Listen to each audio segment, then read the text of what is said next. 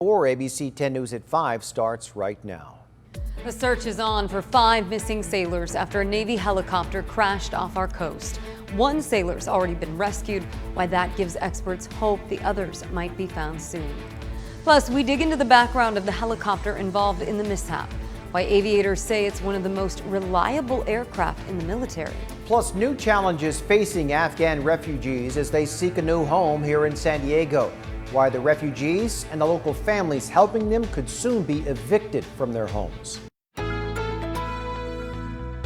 ABC 10 News at 5 starts now. 5 crew members remain missing more than 24 hours after that Navy helicopter crashed off the coast of San Diego. Good evening. I'm Steve Atkinson. And I'm Lindsay Pena. That helicopter was operating on the deck of the USS Abraham Lincoln before the crash. One sailor has already been rescued. ABC 10 News reporter Mimi Alcala is joining us. And Mimi, experts say finding that one sailor gives them hope that the others will be found too. Hi, Steve and Lindsay. Yeah, they say what this could do is narrow down that wide search location for the 5 missing crew members.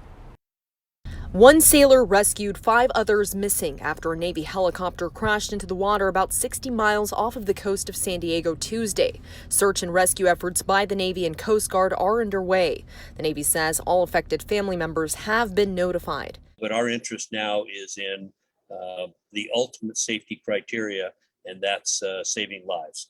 Former Navy pilot Jim Kidrick, who's been involved in search and rescue operations himself, says finding one sailor gives crews a head start on where to look for the remaining 5. Here it sounds like we didn't have a search, okay, but we certainly have a rescue. And the rescue process, of course, when something like this happens, all other things stop.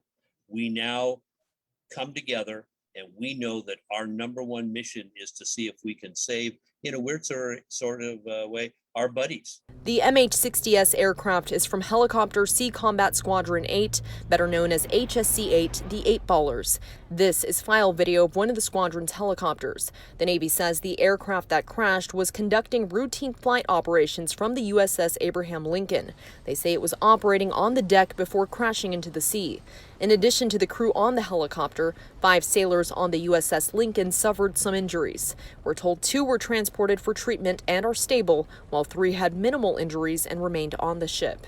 There are very, very qualified people, on duty, on station right now that are going to make the best decisions, knowing what our goal is, and that's to try to save our young men and young women. Developing situations, so as soon as we get new information from the Navy, we will bring that to you immediately. And again, a reminder that all of the affected family members have been notified by the Navy. We're live from NAS North Island. Mimi Alcala, ABC 10 News. Experts say the helicopter that crashed at sea is known to have a proven safety record, operated by extremely well-trained flight crews. ABC 10 News reporter Rena Nakano spoke to a former Navy helicopter pilot who says he's hopeful for survivors. We are learning more about the helicopter that crashed off the coast of San Diego on Tuesday. Experts say it's one of the most reliable and versatile aircraft in the United States military. Forward, the nose goes down, back, the nose goes up. Chatting with visitors is how Ross Davis spends much of his day as an education resources coordinator at the San Diego Air and Space Museum. But when he heard about the MH-60S Nighthawk crash on Tuesday, it hit home. Anytime something like this happens, of course, the community is concerned and the Navy is as well. Davis is a former Navy pilot who spent thousands of hours on earlier versions of the MH-60 helicopters. This is a very tried and true airframe system. It's been flown for a while based on the Army Black Hawk, but improved over the years. He says since its entry into the service in 2002, the MH-60S has had a proven safety record as a multi-mission aircraft. Search and rescue, certainly anti-submarine warfare, logistics, even the combat search and rescue. Each flight crew member has intensive tactical training when entering the fleet, but that's not all. Before they get there, there's survival training as well. So provided the aircraft went down in a smooth enough manner, we're still holding hope of survivors because they know how to get out of the helicopter. They know how to survive once they're in the water. Davis says at this point he cannot speculate as to what may have happened during that routine flight operation. It could be a power loss, it could be a control loss. Until we can get more information, guesses are purely that. There's really no way of knowing. Rena Nakano, ABC 10 News. All those family members left with a lot of questions tonight, too. This is the latest dangerous military mishap in Southern California involving San Diego service members. Last year, you might remember, 8 Marines and 1 sailor were killed when their amphibious vehicle took on water during a training operation. This was off of San Clemente Island. Their families have since filed a lawsuit against the vehicle's manufacturer. And in 2019, a Marine was killed in a rollover crash at Camp Pendleton. That also happened during training. 6 others were injured. And you can get the very latest updates on the crash by downloading our free mobile app. Search 10 News in your app store. President Biden says he's committed to getting any Americans who are still in Afghanistan out. The State Department estimates between 100 and 200 Americans who want to be evacuated. Today, the president addressed criticism that his administration bungled the withdrawal. He suggested there was no easy or smooth way to pull out of a 20-year war. There is no evacuation from the end of a war that you can run without the kinds of complexities, challenges, and threats we faced. None. The president says the airlift was an extraordinary success, getting tens of thousands of people out of Afghanistan. He also said Americans in the country were warned that they should leave 19 times since March. We want them to feel welcome here, but unfortunately, that simply isn't the case. Immigrant advocates say some new Afghan refugees are facing more trauma once they reach San Diego. As ABC 10 News reporter Michael Chen tells us, some are now dealing with the threat of eviction. On Friday, volunteers from the Helping El Cajon Refugees Facebook page helped furnish and set up this apartment for a family of 7 new arrivals after escaping Kabul. Lead organizer Jill Galante says that family is one of the lucky ones. Amid the local housing shortage, her group has helped 6 other new arrivals since the Taliban takeover who were not supplied temporary housing by a resettlement agency. These are predicaments that I feel like we should be avoiding at all costs. 2 of the families are staying at motels, draining the little money they have. The other 4 families have moved in with friends in small apartments. One Afghan translator's family of 6 has been sleeping on the floor in a National City apartment. They don't have anything but pillows and blankets to lay on because there's no room in the apartments for them to even have air mattresses. Galante says along with that hardship, the friends housing the refugees have been warned about too many residents. There are several landlords that are approaching and have approached these families, letting them know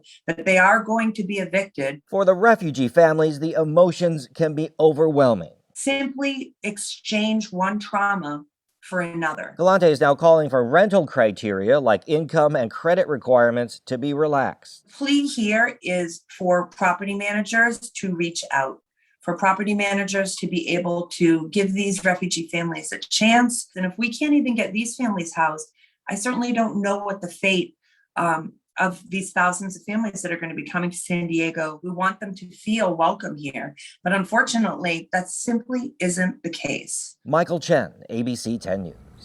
One of the resettlement agencies has found some housing for the National City family, but it won't be available for a month. Helping El Cajon Refugees is matching homeowners willing to host a family. There is a link on our homepage, 10news.com. All right, now to the coronavirus. The White House COVID team is vowing to begin deploying booster shots the week of September 20th, pending a green light from federal regulators. More than 6 million shots were administered just last week. It is our own data as well as international data that has led us to be concerned that the waning we're seeing for infection will soon lead to waning that we would see for hospitalization, severe disease, and death. The FDA has not given its authorization for the booster shot just yet. Just last month, though, the Biden administration officially gave the go-ahead to Americans who got the Pfizer or Moderna vaccines to get their 3rd shot 8 months after receiving their 2nd. Local health experts are worried that Labor Day gatherings could make the latest spike in COVID cases even worse. Local hotels are about 80% booked for the holiday weekend. This is according to the San Diego Tourism Authority. And while that's good news for business, it could also lead to greater spread of the virus. We spoke with doctors from our leading healthcare providers today. They pointed out that over the past year, several COVID surges have followed our major holidays. It's really important that we learn the lessons from before. Why do we have to keep repeating history in a negative way? Let's do something a little different, right? Wear the masks, don't travel, especially if you're unvaccinated. Some local hospitals are postponing some medical procedures because of a combination of surge in COVID cases and a staff shortage. And turning now to our weather, we are getting an early taste of fall before things start to get a little warmer by Labor Day weekend. Our meteorologist Leah Pizzetti joins us on this story, and we're experiencing below average temperatures right now for the first time this year. Yeah, well, not the first time necessarily, but definitely it's unseasonable for this time of year. It's, oh gosh, I almost said August. Hey, it's September. Happy September 1st, everybody. But look at these current temperatures, 70s on the map right now. Usually, if this time of year, we're talking upper 80s, even around 90s, especially for our inland valleys. San Diego usually is averaging around 80 degrees for this time of year. So these 70s definitely cooler than normal. This is due in part to a nice cloud coverage that did hold on this morning, keeping those temperatures nice and cool. And we are going to continue to see this through the next couple of days. But temperatures are going to be warming up. We're heading into the upper 70s along our coast, upper 80s for our inland communities. So as we head into the holiday weekend, get ready for the heat to return. Don't get too comfortable. I'll break all that down for you coming up in just a bit. All right, thanks, Leah. Meanwhile, the Caldor fire is closing in on the popular tourist town of Lake Tahoe. Those flames are now threatening more than 34,000 structures after destroying hundreds of homes. ABC's Morgan Norwood shows us the conditions firefighters are now up against. The wildfire crisis out west once again exploding. We got fire heading our way. Flames tearing through this cabin as firefighters work night and day to keep the Caldor fire from overtaking South Lake Tahoe. One homeowner spray painting "No insurance policy, please help," hoping to get the attention of firefighters. He says, I've heard that if you write that sign on your house and you really don't have insurance, and I don't, then the firefighters might be more inclined to help you out. Near Echo Lodge, flames swarming the surrounding forest. ABC's Kana Whitworth on the ground explaining the difficult fight for fire crews. To give you an idea of the kind of terrain these firefighters are dealing with, you see that incredibly steep hillside there, and all of those trees sort of clustered together on fire at the same time. So those fire damaged trees falling over is a huge concern for firefighters. Every containment line that we've had on that eastern side, it has skipped it. This is a very rapidly driven fire through terrain, and it's the weather that's helping to drive it. The threat sparking evacuations in nearby Nevada. We're waiting. I mean, it might be any hour now. Further north, the Dixie Fire continuing its path of devastation. Smoke and flames seen from a distance racing up the hillside. Aircraft scooping up more water to douse the out-of-control flames. Climate experts warn these fires will only get worse as we sink deeper into global warming. If we are successful with climate mitigation, we could stop this negative trend around 2060s.